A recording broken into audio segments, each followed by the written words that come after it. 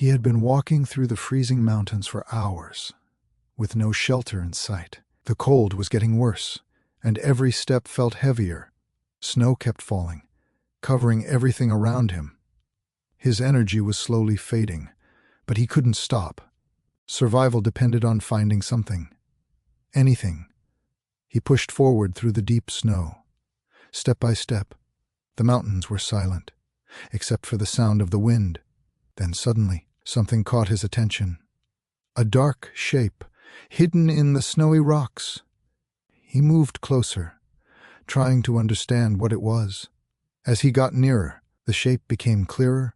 It was an old abandoned gold mine, half buried in snow, forgotten for years. This could be his only chance to survive. He carefully stepped toward the entrance. The wooden structure looked weak, but still standing. Snow had covered most of the entrance. He paused for a moment, then stepped inside. Cold air filled the tunnel, just as harsh as outside, but at least it was shelter. He sat down briefly, gathering his strength. Snow was still drifting in from the entrance. This place wasn't safe yet. He needed to fix it, quickly. So he began collecting anything useful around him. Broken wood, scattered debris, anything that could help. He cleared a small area near the entrance. Every movement took effort, but he kept going, slowly.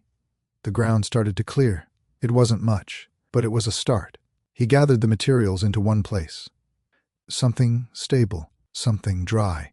This would be his first step toward survival. For the first time, he had a bit of control, but the cold was still a serious threat. Without heat, he wouldn't survive the night. He searched for anything that could burn. Every small piece of wood mattered now. He prepared a small fire setup carefully. One spark could change everything. He tried to start the fire, again and again. The cold made it harder, but he didn't give up. The fire slowly came to life. Warmth began to spread through the cold air. For the first time, he felt a little safe, but survival wasn't just about warmth. He also needed water. The only source around him was snow. He collected it carefully into a container. Slowly, it began to melt. He drank the warm water, regaining strength. Now this place was more than just a mine. It was becoming his shelter. Lost in the mountains, but still alive, tonight he survived.